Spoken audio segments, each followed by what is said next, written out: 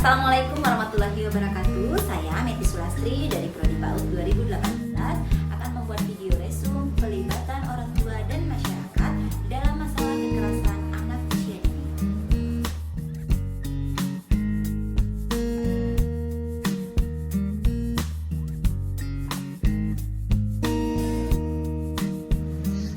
Baiklah, kita mulai dari pengertian kekerasan anak.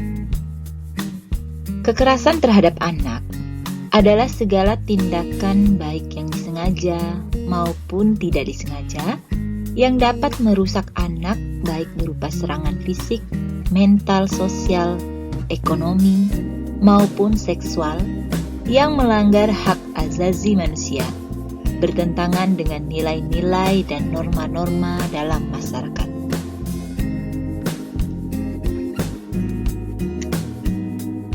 Kekerasan anak menurut beberapa para ahli. Menurut Sutanto, kekerasan anak adalah perlakuan orang dewasa atau anak yang lebih tua dengan menggunakan kekuasaan atau otoritasnya terhadap anak yang tak berdaya yang seharusnya menjadi tanggung jawab dari orang tua atau pengasuh yang berakibat penderitaan, kesengsaraan, cacat, bahkan kematian. Menurut Pati 5, kekerasan merupakan perlakuan yang salah dari orang tua. Semua bentuk perlakuan menyakitkan, baik secara fisik maupun emosional, pelecehan seksual, penelantaran, eksploitasi komersil, eksploitasi lain yang mengakibatkan cedera atau kerugian nyata. Sedangkan menurut WHO, kekerasan adalah penggunaan kekuatan fisik dan kekuasaan, ancaman atau tindakan terhadap diri sendiri, perorangan, atau sekelompok orang yang mengakibatkan trauma, kematian, kerugian psikologis, kelainan perkembangan, atau perampasan hak.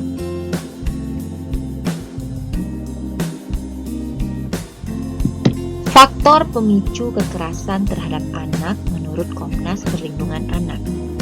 1. Pewarisan kekerasan antar generasi atau intergenerational transmission of violence.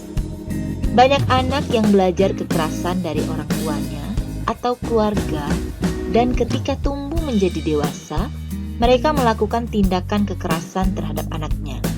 Dengan demikian, perilaku kekerasan diwarisi dari generasi ke generasi. Faktor yang kedua, stres sosial. Stres yang ditimbulkan oleh berbagai kondisi sosial meningkatkan resiko kekerasan terhadap anak dalam keluarga.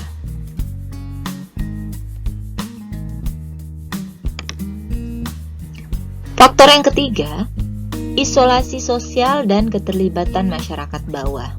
Orang tua dan pengganti orang tua yang melakukan tindakan kekerasan terhadap anak. Sedangkan faktor yang keempat, struktur keluarga. Tipe keluarga tertentu memiliki resiko meningkat untuk melakukan tindakan cenderung terisolasi secara sosial. Bentuk-bentuk kekerasan terhadap anak. 1. Kekerasan secara fisik atau physical abuse. Kekerasan secara fisik seperti penyiksaan, pemukulan, dan penganiayaan terhadap anak dengan atau tanpa menggunakan benda-benda tertentu yang menimbulkan luka-luka fisik bahkan kematian pada anak. Yang kedua, kekerasan secara emosional atau emotional abuse. Emotional abuse terjadi ketika orang tua atau pengasuh dan pelindung anak setelah mengetahui anaknya meminta perhatian, mereka mengabaikan anak itu. Ia membiarkan anak basah atau lapar karena ibu atau pengasuh terlalu sibuk atau tidak ingin diganggu pada waktu saat itu. Yang ketiga, kekerasan secara verbal atau verbal abuse biasanya berupa perilaku verbal, di mana pelaku melakukan pola komunikasi yang berisi penghinaan ataupun kata-kata yang melecehkan anak. Pelaku biasanya melakukan tindakan mental abuse, menyalahkan, atau juga mengkambing hitamkan. Yang keempat, kekerasan seksual atau sexual abuse. Sexual abuse meliputi pemaksaan hubungan seksual yang dilakukan terhadap orang yang menetap dalam lingkup rumah tangga tersebut, seperti istri, anak, dan pekerjaan rumah tangga. Selanjutnya dijelaskan bahwa sexual abuse adalah setiap perbuatan yang berupa pemaksaan hubungan seksual. Pemaksaan hubungan seksual dengan cara tidak wajar dan atau tidak disukai ataupun pemaksaan. Dan yang kelima, kekerasan anak secara sosial. Di mana kekerasan secara sosial ini dapat mencakup penelantaran anak dan eksploitasi anak. Penelantaran anak adalah sikap dan perlakuan orang tua yang tidak memberikan perhatian yang layak terhadap proses tumbuh kembang anak. Misalnya, anak dikucilkan, diasingkan dari keluarga, atau tidak diberikan pendidikan dan perawatan kesehatan yang layak. Eksploitasi anak menunjuk kepada sikap diskriminatif atau perlakuan sewenang-wenang terhadap anak yang dilakukan keluarga atau masyarakat.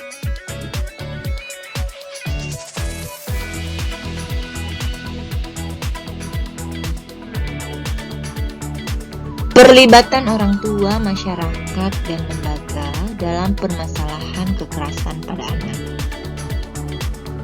Orang tua dituntut kecakapannya dalam mendidik dan menyayangi anak-anaknya. Jangan membiarkan anak hidup dalam kekangan mental ataupun fisik. Guru, peran seorang guru dituntut untuk menyadari bahwa pendidikan di negara kita ini bukan saja untuk membuat anak pandai dan pintar, tetapi harus juga melatih mental anak didiknya.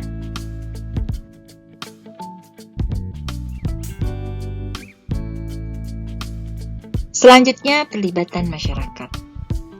Diperlukan kesadaran dan kerjasama dari berbagai elemen di masyarakat untuk turut memberikan nuansa pendidikan positif bagi anak-anak. Salah satu elemen tersebut adalah pihak pengelola stasiun TV. Dan yang terakhir, pemerintah. Pemerintah adalah pihak yang paling bertanggung jawab penuh terhadap kemaslahatan rakyatnya. Termasuk dalam hal ini adalah menjamin masa depan bagi anak-anak kita sebagai generasi penerus bangsa. Pemerintah harus memberikan ketegasan pada masyarakat mengenai Undang-Undang Nomor 23 Tahun 2002 tentang perlindungan anak, serta dijelaskan pula sanksi terhadap yang melanggar undang-undang tersebut.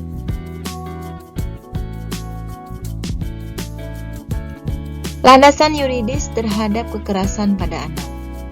Menurut ketentuan Undang-Undang Nomor 23 Tahun 2002 tentang perlindungan anak pasal 64 ayat 3 dan Undang-Undang Nomor 11 Tahun 2012 pasal 9 mengatur anak sebagai korban berhak mendapatkan rehabilitasi dari lembaga maupun luar lembaga. Undang-Undang Nomor 23 Tahun 2002 tentang perlindungan anak disebutkan pula bahwa perlindungan anak adalah segala kegiatan untuk menjamin dan melindungi anak dan hak-haknya agar dapat hidup, tumbuh berkembang, dan berpartisipasi secara optimal sesuai dengan harkat dan martabat kemanusiaan, serta mendapat perlindungan dari kekerasan dan diskriminasi. Landasan yuridis selanjutnya, Undang-Undang Nomor 23 Tahun 2002 tentang perlindungan anak yang pada prinsipnya mengatur mengenai perlindungan hak-hak anak. Undang-Undang Nomor 4 Tahun 1979 tentang kesejahteraan anak. Pada prinsipnya diatur mengenai upaya-upaya untuk mencapai kesejahteraan anak. Undang-Undang Nomor 11 Tahun 2012 tentang Sistem Peradilan Anak, Pidana Anak yang pada prinsipnya mengatur mengenai perlindungan terhadap anak sebagai pelaku tindak pidana dalam konteks peradilan anak.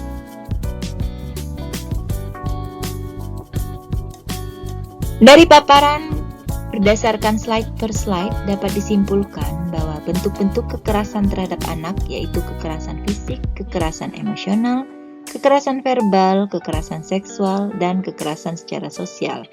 Adapun cara yang dapat dilakukan untuk menanggulangi kekerasan terhadap anak yaitu pendidikan dan pengetahuan orang tua yang cukup, keluarga yang demokratis, adanya komunikasi yang efektif.